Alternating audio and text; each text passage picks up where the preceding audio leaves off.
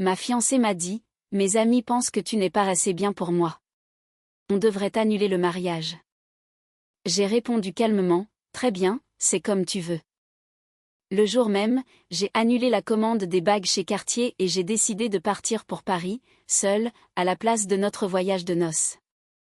Quelques semaines plus tard, une de ses amies proches m'a appelé. Alors, tu es toujours célibataire ? Elle avait prononcé ces mots avec une telle désinvolture, comme si elle annulait une simple réservation de restaurant et non tout notre avenir. Je n'ai pas cherché à argumenter. Je n'ai pas supplié. Je l'ai juste regardée et j'ai dit, très bien, c'est comme tu veux. Son visage s'est figé. Elle s'attendait sans doute à une scène, à des cris ou à ce que je la supplie. Pendant des mois, j'avais marché sur des œufs, essayant de me conformer à sa nouvelle définition de la perfection. Les brunchs à la mode, les griffes de luxe, ses amis qui murmuraient des choses qu'ils n'avaient jamais le courage de dire ouvertement. Alors, quand elle a finalement prononcé ces mots, je savais que c'était fini depuis bien longtemps. Cette nuit-là, j'ai tout annulé, les bagues, le domaine dans le Luberon que nous avions réservé, et j'ai transformé notre lune de miel en un voyage en solitaire. Le mariage n'était plus qu'un souvenir. Paris m'attendait, mais pas avec elle. Quand Chloé et moi nous sommes rencontrés, la vie était simple. J'étais expert comptable, elle travaillait dans les ressources humaines. Un mardi banal, la machine à café du bureau est tombée en panne, éclaboussant le comptoir d'espresso. Elle a ri. J'ai épongé le dégât, et cette maladresse s'est transformée en déjeuner. Elle n'était pas du genre à chercher la lumière à tout prix, mais elle possédait une chaleur naturelle qui vous faisait vous sentir exister. 2 ans plus tard, nous étions fiancés. Nous avions prévu un mariage intime, élégant, sans artifice, avec seulement nos proches. J'avais déjà versé un acompte pour des alliances Cartier. C'était un investissement, mais je voulais quelque chose de durable, un symbole de nos débuts. Mais, petit à petit, Chloé a changé. Ce ne fut pas brutal, mais insidieux. Tout a commencé lorsqu'elle a été nommée responsable RH. Elle côtoyait désormais la direction, des gens qui ne parlaient qu'en chiffres et en marques de luxe. Soudain, elle a commencé à tout comparer, ses vêtements, notre voiture, notre appartement. Ses collègues achetaient des sacs de créateurs, s'installaient dans des lofts et organisaient des mariages dignes d'Instagram avec des murs de fleurs et des prises de vue par drone.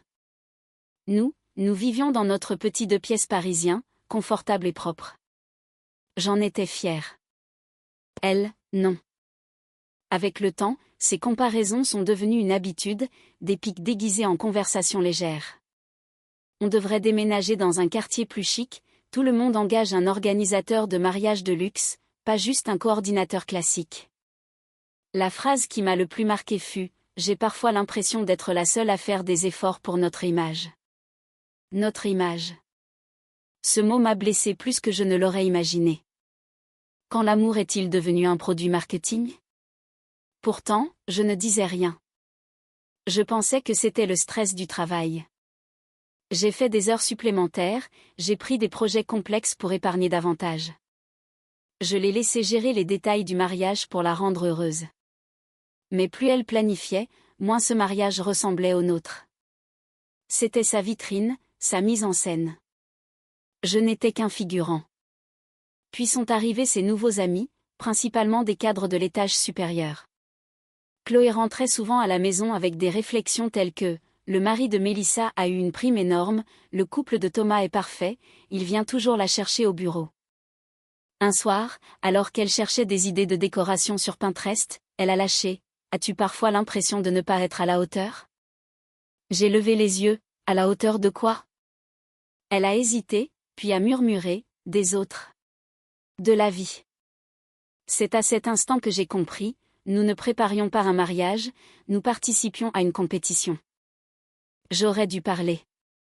J'aurais dû lui dire que le mariage n'est pas une question de statut. Mais j'avais peur. Peur que, si je la contredisais, elle ne commence à me voir comme un obstacle à son ascension sociale. Alors je me suis tue. Puis est arrivé ce week-end fatidique. Elle est allée à un dîner d'anniversaire chez un collègue, un restaurant gastronomique où je n'avais pas pu l'accompagner à cause d'un dossier urgent. À son retour, son ton était différent, détaché, comme si elle avait répété un rôle. Le lendemain matin, assise à la table de cuisine où nous rêvions autrefois de notre voyage de noces, elle a lâché la sentence. Mes amis pensent que tu n'es pas assez bien pour moi. On devrait annuler le mariage.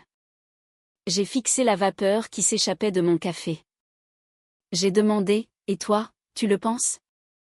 Elle a regardé ses mains, les mêmes mains que je voulais tenir devant le maire, et a chuchoté, peut-être? J'ai hoché la tête lentement. C'est tout ce que j'avais besoin de savoir. Ses yeux se sont écarquillés, c'est tout? Tu ne vas même pas te battre pour nous? Je l'ai regardé, vraiment regardé, et pour la première fois, j'ai vu une étrangère. Ce n'était plus la Chloé qui riait avec moi autour de simples pâtes à minuit. C'était quelqu'un qui mesurait l'amour au prix des bagues et des apparences. J'ai répété calmement, si tu penses que je ne suis pas assez bien, alors ce mariage ne doit pas avoir lieu. Elle a cligné des yeux, surprise par ma stabilité. Je me suis levée, j'ai rincé ma tasse, et j'ai ajouté doucement, j'annulerai tout d'ici ce soir. Le soir même, sur mon ordinateur, j'ai cliqué sur le dossier « Mariage ». J'ai eu un pincement au cœur en voyant l'email de confirmation de Cartier. J'ai tapé « Veuillez annuler la commande ». En quelques clics, notre avenir s'est évaporé. Le lendemain, j'ai appelé l'agence de voyage. Puis-je transformer mon voyage de noces en voyage individuel? L'agent a hésité. Monsieur, c'est pour 2 personnes à Paris, n'est-ce pas? Oui, mais je pars seule maintenant. À midi, tout était réglé. Le soir, Chloé est venue récupérer ses affaires. L'appartement semblait plus lourd, plus silencieux. Elle a balayé la pièce du regard, comme si elle la voyait pour la dernière fois. Je ne pensais pas que tu annulerais vraiment tout, a-t-elle dit. Tu as dit que c'était fini. Je respecte simplement ta décision. Elle avait l'air presque blessée par mon calme. Tu ne veux même pas en parler? Qu'y a-t-il à dire? Que je te supplie de rester, ai-je demandé. Elle a dégluti. Je pensais au moins que cela te ferait quelque chose. J'ai soupiré, non pas de colère, mais d'épuisement. Chloé, j'ai tellement tenu à toi que j'en ai oublié de prendre soin de moi. J'ai essayé de rentrer dans la version de l'amour que tu voulais, celle avec des filtres et du paraître. Ce n'est pas moi. Elle a baissé les yeux, son mascara avait légèrement coulé, et pour la première fois, elle m'a semblé si fragile. Ils pensaient que tu ne le prendrais pas si bien, a-t-elle glissé.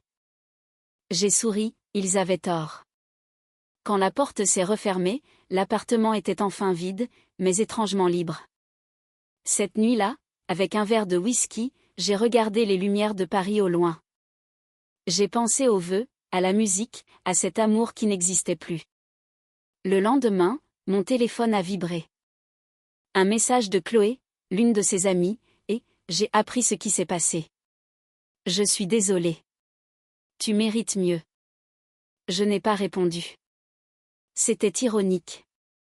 Ces mêmes amis qui lui disaient que je n'étais pas assez bien, avaient soudain pitié de moi.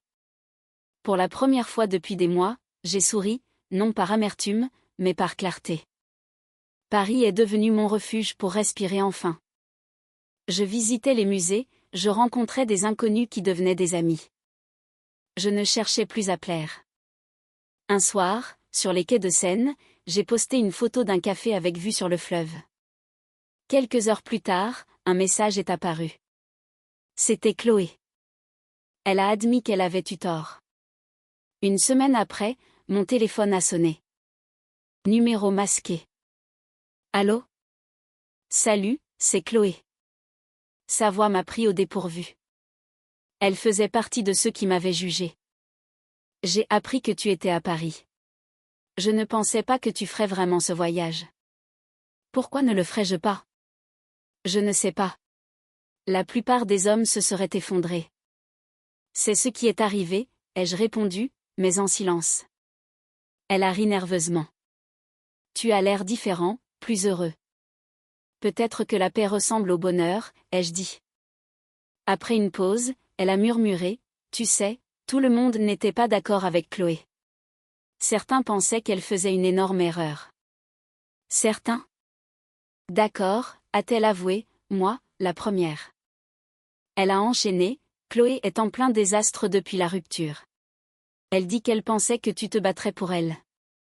Je crois qu'elle commence à regretter. Puis, le ton de Chloé s'est fait plus doux, presque séducteur. Honnêtement, je ne lui ai jamais dit, mais j'ai toujours trouvé que tu étais quelqu'un d'extraordinaire. Ce calme chez toi, c'est rare. Je lui ai demandé doucement, tu m'appelles parce que tu t'inquiètes pour moi, ou parce que tu es curieuse de savoir si je suis toujours célibataire? Il y a eu un rire gêné à l'autre bout. Peut-être les deux. Voilà ma réponse. J'ai compris que je n'avais pas besoin de vengeance. Le simple fait d'être parti avait tout dit. J'ai passé encore 2 semaines à Paris. J'ai appris à apprécier ma propre compagnie. Un soir, en regardant le coucher du soleil depuis le Pont-Neuf, j'ai ressenti une paix immense. Pas de colère, pas de tristesse, juste de l'espace. À mon retour, j'ai rangé les cartons avec gratitude. Ils représentaient une vie que j'ai failli mener, et j'étais soulagée de ne pas l'avoir fait. Chloé a rappelé quelques jours plus tard. Sa voix était fragile, je voulais juste m'excuser. Tu ne méritais pas ce qui est arrivé. Je ne te déteste pas, ai-je dit, mais je ne peux pas retourner vers quelque chose qui s'est brisé parce que les autres parlaient plus fort que ton propre cœur. J'espère vraiment que tu es heureux. Je le suis, ai-je répondu sincèrement. Vraiment. Quelques mois plus tard, lors d'une petite exposition d'art, j'ai rencontré celle qui partage ma vie aujourd'hui. Nous avons parlé pendant des heures de livres, de voyages, de la vie. Elle ne se souciait pas des marques. Elle se souciait des idées, de l'honnêteté, de ce rire qui vient d'une connexion réelle. Chloé n'était pas une mauvaise personne, elle était simplement perdue dans un monde où l'approbation importait plus que l'authenticité. Nous tombons tous dans ce piège parfois. Mais à l'instant où j'ai cessé de chercher la validation des autres, mon monde a changé. La semaine dernière, devant une boutique Cartier, j'ai vu un couple choisir leurs alliances, le visage rayonnant d'un espoir que j'avais autrefois. J'ai souri, non par regret, mais parce que j'ai enfin compris, cette bague n'était pas destinée à Chloé, mais à l'homme que je devenais, celui qui connaissait enfin sa propre valeur. Je suis reparti, les mains dans les poches, léger. Parfois, les plus belles fins sont celles qui nous ramènent à nous-mêmes.